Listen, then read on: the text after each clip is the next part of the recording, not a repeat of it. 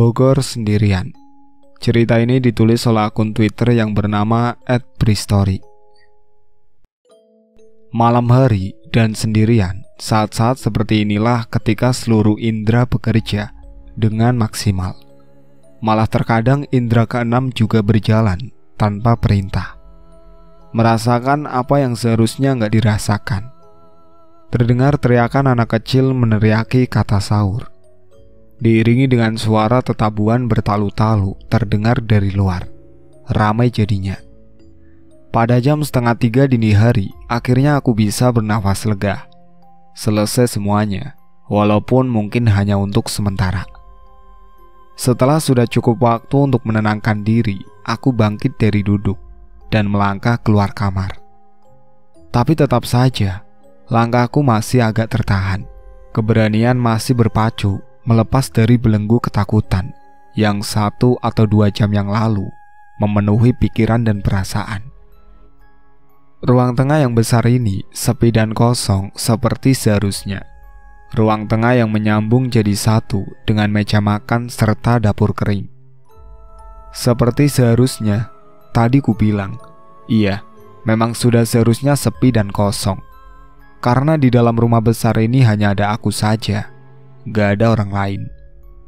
2 jam sebelumnya, aku mengalami peristiwa seram di sini. Peristiwa yang cukup membuat goyah nyali. Aku mendengar langkah kaki gak bertuan yang seperti berjalan ke sana kemari, ke setiap sudut lantai atas dan bawah. Ditambah dengan sesekali ada suara pintu terbuka. Aku yang sedang sendirian di rumah besar ini jadi semakin tenggelam dalam ketakutan di situasi mencekam. Untungnya, malam bergulir menjadi dini hari. Kemudian tiba waktu duhur. Situasi mendadak tenang kembali. Gimana Rom? Aman kan? Hehe. Aman Om, aman. Hehe. Udah sampai rumah nih. Ah, syukurlah. Udah Rom, ini baru aja sampai. Jangan lupa kasih makan Leon ya. Oke Om, tenang aja. Gak usah mikirin rumah dan kucing. Selamat menikmati mudik di kampung halaman. Hehe. Itu percakapan telepon dengan Om Gilang, adik dari ibuku yang nomor 4. Beliau ini adalah seorang pengusaha cukup sukses di umurnya yang baru menginjak awal 40 tahunan. Bersama istri dan seorang anak perempuannya, Om Gilang tinggal di satu rumah besar di kawasan Bogor, di satu perumahan di sekitaran Baranang Siang. Rumah ini baru sekitar 1 tahun dimiliki oleh Om Gilang, jadi masih terhitung rumah baru. Oh iya, aku Romi, mahasiswa asal satu perguruan tinggi di Jakarta. Aku menceritakan satu peristiwa yang aku alami baru beberapa tahun yang lalu. Nah, pada pertengahan tahun 2018, bertepatan dengan datangnya bulan Ramadan, aku yang sedang libur kuliah diminta tolong oleh Om Gilang untuk menjaga rumahnya. Karena dia dan keluarga harus segera pulang kampung ke Palembang karena ada keperluan mendadak. Aku tentu saja gak bisa menolak, gak enak hati untuk bilang enggak. Ya sudah, dengan agak sedikit berat, aku menyanggupi permintaan Om Gilang. Kamu berani Rom tinggal di rumah Om Gilang sendirian? Coba kamu ajak salah satu teman, siapa gitu? Rumah Om Gilang kan jauh Bu, di Bogor. Gak ada temanku yang mau, gak apalah aku sendiri aja. Gak takut nak? Takut apa Bu? Ibu ini ada-ada aja. Syukurlah kalau kamu berani, jangan tinggal sholat ya. Kalau bisa, sempatkan sholat malam dan mengaji di situ, biar gak terlalu kosong. Begitulah percakapan dengan ibu melalui telepon, ketika beliau menanyakan kabarku yang dimintai tolong oleh Om Gilang. Menangkap ada keanehan dalam kalimat-kalimat yang beliau lontarkan. Aku sih kurang lebih bisa menangkap apa yang hendak ibu sampaikan, walau gak secara langsung. Aku paham. Pada intinya aku sudah pernah mendengar cerita dari keluarga besar mengenai rumah yang baru ditinggali oleh Om Gilang dan keluarga selama 1 tahun belakangan itu. Aku juga sudah 2 kali datang berkunjung. Menurutku rumahnya sangat besar, bertingkat, walaupun halamannya nggak terlalu luas. Dan jarak dengan rumah di sebelahnya pun agak rapat, tapi tetap saja rumah yang besar. Gak tahu gimana caranya menjelaskan, menurutku suasana rumah ini gak begitu enak. Beberapa bagiannya seperti mati, gak ada pergerakan udara, dan sepertinya jarang sekali dilalui oleh penghuninya. 2 kali datang berkunjung pun aku gak pernah menginap dengan berbagai alasan. Tapi yang utama waktu itu karena aku kurang nyaman kalau harus tidur di kamar atas. Gak nyaman kenapa? Ya karena Gilang baru saja pindah dan menempati. Keadaan rumahnya masih belum tersentuh sepenuhnya, apalagi lantai atas. Dengan alasan itulah akhirnya aku memaksa untuk pulang ke Jakarta, walaupun hari sudah malam. Berembus cerita juga di keluarga besar, katanya rumah Gilang itu angker, ada hantunya, begitu katanya. Ada keluarga salah satu tanteku yang katanya mengalami kejadian seram ketika menginap di rumah itu. Ada penampakan hantu, entah apa bentuknya. Adik-adik sepupuku yang masih kecil juga seringkali menangis gak jelas, atau malah gak bisa tidur semalaman. Dan juga, yang termasuk cukup aneh, dalam waktu kira-kira 1 tahun tinggal di rumah itu, Gilang sudah berganti ART sebanyak 3 kali, dengan alasan yang kami semua gak tahu.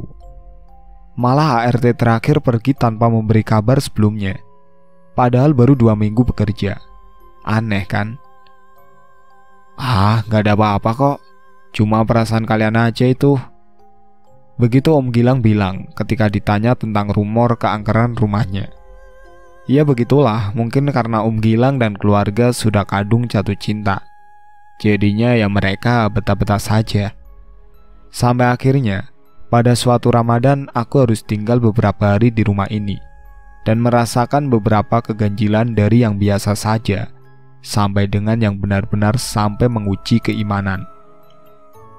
Pintu kamar aku biarkan terbuka sendiri karena Leon selalu mengeong keras-keras kalau aku menutupnya. Kalau pintu terbuka seperti ini, dia bisa warawiri keluar masuk kamar dengan bebas. Lucu, senang aku melihatnya. Leon adalah kucing kesayangan Gilang sekeluarga, kucing gemuk corak hitam putih. Leon termasuk kucing yang mudah jinak dengan semua orang. Masih jam setengah 10, sesampainya di rumah sepulangnya dari masjid, aku sempatkan diri untuk bersantai di tempat tidur sambil memainkan ponsel. Nasi bungkus yang aku beli dalam perjalanan pulang tadi sudah aku taruh di meja makan. Belum berhasrat aku untuk memakannya. Di awal sebelum masuk Ramadan, seperti Ramadan-Ramadan sebelumnya, aku berniat untuk memperbanyak ibadah di bulan suci ini. Salah satu yang akan aku maksimalkan adalah sholat malam dan mengaji setelahnya. Makanya apapun yang terjadi di sini, di rumah ini, aku gak boleh kalah. Kalah dengan ketakutan akan hal-hal gaib menyeramkan. Gak mau rasa takut ke mereka jadi melebihi ketakutanku akan dosa, atau malah menghalangi untuk beribadah mendapatkan pahala. Itu gak boleh terjadi. Ini bulan suci penuh berkah dan ampunan, kesempatan bagi kita untuk mendapatkan pahala sebanyak-banyaknya. Makanya malam ini aku berniat untuk sholat malam nanti.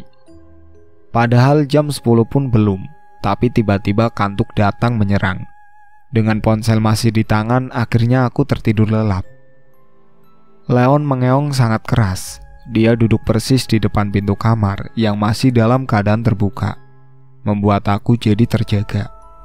Tapi Leon gak menghadap ke kamar. Dia malah duduk menghadap ke arah tangga, sambil seperti memperhatikan sesuatu dan terus mengeong. Aku bertanya-tanya apa yang sedang Leon tatap. Ada apa di tangga? Leon, ada apa? Aku mencoba memanggilnya. Mendengar suaraku, Leon menoleh ke arahku dan langsung berlari pelan menghampiri, lalu lompat duduk di pangkuan. Wajahnya kelihatan panik, ada kegusaran. Udah, jangan takut. Aku bilang begitu sambil mengelus kepalanya. Setelah itu Leon berangsur tenang. Lapar. Karena ketiduran tadi, aku jadi belum sempat makan malam. Sudah jam 12 lewat tengah malam, aku kemudian melangkah menuju meja makan. Nasi bungkus masih terikat rapi di atas piring. Aku membungkusnya lalu mulai makan. Leon masih setia menemani dengan terus berada di dekatku. Tapi masih ada yang aneh. Dia memperhatikan dengan seksama ke arah tangga, seperti ada yang sangat menarik perhatiannya. Kepalanya menoleh bolak-balik ke arahku dan ke tangga. Terus begitu. Aku terus lanjut menghabiskan makanan sambil memperhatikan tingkah aneh Leon. Aku tahu ada sesuatu yang membuat Leon seperti itu. Sesuatu yang mungkin hanya dia yang bisa melihat. Tapi aku berusaha untuk mengabaikan, walau merinding sudah sesekali timbul. Tentu saja rasa takut mulai hinggap di kepala. Tiba-tiba, duk, duk, duk. Kedengaran bunyi itu lagi, dari lantai atas. Sama seperti kemarin, suaranya seperti langkah kaki yang sedang berjalan. Aku langsung buru-buru menyelesaikan makan, lalu meninggalkan meja makan yang letaknya persis di depan tangga. Setelah itu aku menyalakan televisi, berharap pikiran bisa teralihkan, menghilangkan kekhawatiran. Ketika aku sudah duduk di sofa ruang tengah depan TV, ternyata Leon masih di tempatnya, duduk dekat meja makan, menghadap dan terus memperhatikan tangga. Telinganya bergerak-gerak seperti sedang menangkap suara. Sementara suara itu yang seperti orang berjalan masih saja sesekali terdengar. Aku terlihat seperti gak takut, seperti pemberani, padahal gak seperti itu. Aku juga penakut, sangat penakut malah. Gak berani kalau harus benar-benar menghadapi atau melihat mereka. Tapi, berusaha sebisa mungkin ketakutan itu gak menggoyahkan iman, gak menghalangi ibadah. Aku sangat berusaha seperti itu. Makanya, walau sudah ada tanda-tanda keseraman, aku tetap teguh akan melaksanakan sholat malam ketika jam dinding sudah menunjukkan waktu di pukul 1. Ada gentar dalam dada ketika harus melangkahkan kaki menuju kamar mandi di belakang untuk berwudu. Karena dalam perjalanannya aku harus lewat depan tangga. Tangga yang sepertinya semakin lama, semakin menyeramkan. Leon masih di tempatnya, duduk di depan tangga, memperhatikan jalur tangga yang berbelok ke kiri. Oh iya, sejak sore tadi aku sengaja menyalakan semua lampu lantai atas. Jadinya terang benderang sampai ke tangga. Setelah selesai berwudu, aku lalu berjalan lagi kembali menuju ruang tengah. Dalam perjalanan inilah ada sesuatu yang menarik perhatian. Ketika sudah berada persis di depan tangga, aku melihat Leon masih saja duduk di tempat semula. Masih terus memperhatikan tangga. Melihat kelakuan Leon inilah akhirnya membuat rasa penasaran memuncak. Aku kemudian ikut menoleh dan memperhatikan ke arah tangga. Coba cari tahu apa yang sedang diperhatikan oleh kucing lucu ini. Awalnya aku sama sekali gak melihat ada keanehan. Tangga tentu saja dalam keadaan kosong. Gak ada apa-apa. Gak ada siapa-siapa. Tapi setelah aku perhatikan lebih seksama lagi, ternyata ada yang sesuatu. Tangga ke lantai atas ini berbelok ke kiri. Jadi kalau melihat dari bawah, kita nggak bisa melihat langsung ke lantai atas. Hanya bisa melihat dinding di ujung tangga sebelum kemudian berbelok. Paham kan? Nah, ketika memperhatikan tangga dengan seksama, ternyata aku melihat ada bayangan di tangga. Bayangan itu menjadi cukup jelas karena lampu lantai atas yang menyala terang. Aku melihat bayangan berbentuk orang yang sepertinya si empunya sedang berdiri di ujung tangga paling atas. Aku gak bisa melihatnya karena ya tadi itu tangga berbelok ke kiri. Siapa itu yang sedang berdiri di atas? Penasaran, khawatirnya itu benar-benar orang yang berniat jahat. Makanya aku memberanikan diri untuk memaksa kaki melangkah menaiki tangga. Perlahan aku melangkah, satu demi satu anak tangga. Sementara bayangan itu masih saja terlihat jelas. Ketika sudah tinggal satu anak tangga lagi, aku langsung menoleh ke arah kiri, ke tangga atas. Dek. Ternyata gak ada siapa-siapa. Aku gak melihat ada apa-apa di atas tangga. Bayangannya juga sudah menghilang, gak terlihat lagi. Beberapa detik kemudian, tiba-tiba aku merinding. Angin dingin entah dari mana berembus pelan menerpa wajah dan tubuh. Selesai? Belum. Berikutnya aku mendengar ada suara duk-duk lagi. Padahal aku gak melihat ada siapa-siapa. Melihat itu semua, aku mengurungkan niat untuk lanjut ke lantai atas, lalu buru-buru kembali turun. Leon gimana? Dia masih tetap di tempatnya, duduk diam di depan tangga. Di samping ujung depan ruang tengah, aku menggelar sajadah. Posisi sholatku menghadap lemari kayu besar yang bagian depannya berbahan kaca tebal. Mencoba untuk khusyuk, berkonsentrasi, aku kemudian memulai sholat malam. Ibadah pada tengah malam seperti ini sudah sering aku lakukan, bukan yang pertama kali. Tapi kali ini rasanya sangat berbeda.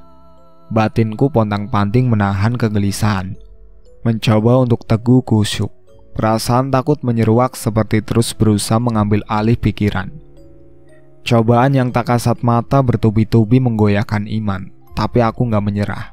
Terus berusaha menegakkan sholat, beribadah dengan konsentrasi penuh. Cobaan semakin menjadi-jadi ketika pada rakaat kedua, aku merasakan akan kehadiran sesuatu. Dari pantulan kaca lemari, walau gak secara langsung, aku melihat ada sosok yang sedang berdiri diam di depan tangga. Tangga yang posisinya berada di belakangku. Sosok ini, walau masih belum jelas, tapi aku melihatnya bentuknya sebagai seorang lelaki. Dia berdiri diam menghadapku. Melihat itu tentu saja ketakutan semakin menyeruak. Tapi aku gak menyerah, tetap berusaha untuk terus sholat dengan khusyuk. Ketika sudah dalam posisi berdiri setelah ruku, entah kenapa aku malah refleks melihat lemari. Sialnya, karena itulah aku akhirnya bisa melihat secara langsung dari pantulan kaca, walaupun gak begitu jelas. Sosok itu benar laki-laki, sekilas seperti kakek-kakek bertubuh kurus. Dia bergerak berjalan gontai menuju tempatku. Seram. Iya. Tapi aku terus menjalankan sholat, berusaha untuk terus khusyuk. Selebihnya, aku gak lagi melihat ke depan ke arah lemari. Lebih banyak menunduk sambil terus membaca bacaan sholat. Singkatnya, akhirnya sholatku selesai juga. Setelah itu selesai? Belum. Dari awal, aku sudah berniat untuk langsung lanjut mengaji setelah selesai sholat malam. Al-Quran sudah aku siapkan sejak tadi. Dalam hening malam, aku mulai mengaji. Pada prosesnya, sosok seram itu masih aku rasakan kehadirannya. Suara duk-duk-duk, seperti orang berjalan, yang beberapa kali aku dengar di lantai atas. Kali ini terdengar seperti ada persis di belakangku. Kadang di samping kanan atau kiri. Walau melihat secara nggak langsung, aku merasa kalau sosok seram berwujud seperti kakek-kakek itu, kadang seperti sedang berdiri dekat di belakangku, kadang di samping. Gerakan perpindahannya aku rasakan. Dia seperti terus memperhatikan aku yang sedang mengaji. Tapi di titik ini, rasa takutku berangsur hilang. Aku merasa seperti diberi kekuatan olehnya. Aku jadi lebih khusyuk mengaji. Lantunan ayat suci menggema pada seisi rumah. Aku menang, sanggup mengalahkan godaan yang menggoyahkan iman. Hingga akhirnya, gak terasa sudah masuk ke pukul 2:30. Dari kejauhan mulai terdengar teriakan anak-anak kecil membangunkan warga untuk sahur, lengkap dengan tetabuhan sebagai pengiring. Aku menyelesaikan mengaji, lalu bersiap untuk makan sahur. Ketika memperhatikan sisi ruang tengah, aku melihat Leon sudah terkulai tidur di atas kursi, sangat nyenyak.